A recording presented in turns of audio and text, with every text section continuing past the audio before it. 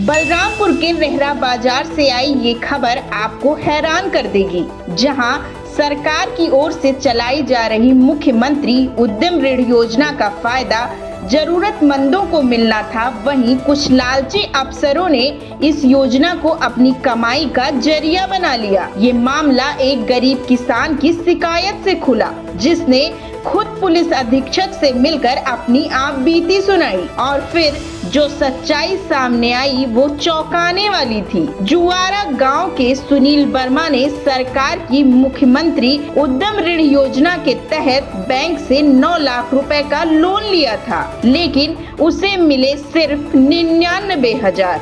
बाकी 7 लाख रुपए बैंक के अफसरों ने खुद ही डकार लिए। मुख्य आरोपी अयोध्या प्रसाद जौहरी इंडियन बैंक का मैनेजर है, जिसने पूछताछ में खुद माना, मैंने जानबूझकर गांव में पोस्टिंग ली ताकि कम पढ़े लिखे और भोले भाले लोगों को बहका सकूं और उन्हें ठगा जा सके। बैंक मैनेजर और उसके साथी ब्रजेश कुमार सिंह ने मिलकर कस्टमर के नाम पर फर्जी बिल, झूठे कोटेशन और जाली दस्तावेज बनवाकर लोन पास करवाया। फिर जो रकम आई उसे आपस में बांट लिया गया। इस घोटाले में पहले ही 2 लोग असिस्टेंट मैनेजर अतिन सक्सेना और बीसी संचालक रिंकू शर्मा जेल जा चुके हैं और अब बैंक मैनेजर भी सलाखों के पीछे है, लेकिन अभी भी फरार हैं 2 चेहरे, सुरेश वर्मा और मुंशीलाल वर्मा। एसपी विकास कुमार ने कहा है कि घोटाले में शामिल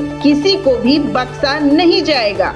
पुलिस की कई टीमें अब लगातार दबिश दे रही हैं। श्री सुनील कुमार वर्मा, जो थाना क्षेत्र रेहरा बाजार के रहने वाले हैं, उनके द्वारा एक शिकायती प्रार्थना पत्र दिया गया, जिसमें उनके द्वारा आरोप लगाया गया कि रेहरा बाजार स्थित इंडियन बैंक से उन्होंने एक स्वरोजगार स्टार्ट करने के लिए एक लोन लिया था, मुख्यमंत्री स्वरोजगार योजना के अंतर्गत, और ये 9 लाख रुपए का उनका लोन पास कराया गया था, लेकिन उनको पूरा धनराशि न देते हुए मात्र 99,000 रुपए दिया गया और बाकी उसका गबन कर लिया गया। उक्त तहरीर पर अभियोग थाना रेहरा बाजार में पंजीकृत किया गया, जो 409 और 120 आईपीसी के अंतर्गत अभियोग पंजीकृत किया गया है और इसके अंदर 2 लोगों की गिरफ्तारी की गई है, जिसमें उक्त बैंक के मैनेजर और उनके एक सहयोगी ब्रजेश सिंह, मैनेजर साहब का नाम अयोध्या प्रसाद है, जिनके द्वारा ये लोन की फाइल पास कराई गई।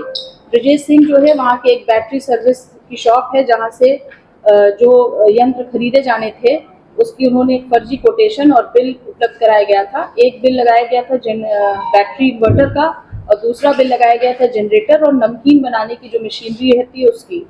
दोनों ही बिल और कोटेशन फर्जी पाए गए हैं और इन दोनों ही व्यापारियों ने जीएसटी का दुरुपयोग करते हुए कमीशन लेते हुए पैसा धनराशि बैंक मैनेजर उनके जो सह अभियुक्त हैं उनको दे दिया गया और इस प्रकार से सरकारी योजना का भी दुरुपयोग हुआ है और सरकारी धन का जो है गबन किया गया है।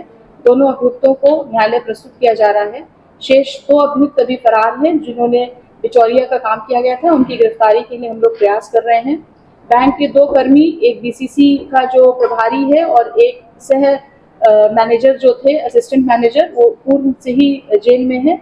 उनकी भी इस मुकदमे में हम लोग रिमांड लेकर नियमानुसार कार्रवाई करेंगे।